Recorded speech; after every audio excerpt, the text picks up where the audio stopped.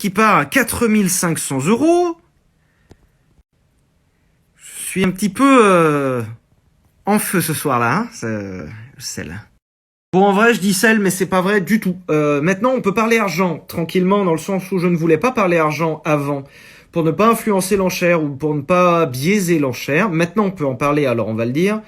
À mon sens, dans cet état de conservation, mais avec la boîte pétée, la Passat, sur le marché de l'occasion, valait entre 4000 et 5000 €, à mon sens. Là, elle est partie à 4500, c'est-à-dire pile au milieu, donc le juste prix, en fait, ni plus ni moins que le prix d'une voiture comme ça. Et en fonctionnel, à mon sens, c'est une voiture qui s'échange entre 6500 et 7500, voire grand max 8000. Résultat, elle est partie, encore une fois, à mon sens, à 3000 € de moins que ce qu'elle vaudrait sur le Bon Coin. Je rappelle qu'on trouve des boîtes de vitesse pour cette voiture autour de 500 à 1000 € d'occasion. Quand on compte la main d'œuvre, si c'est un bonhomme qui le fait tout seul chez lui, en vrai, ça va. C'est juste le prix, tout simplement.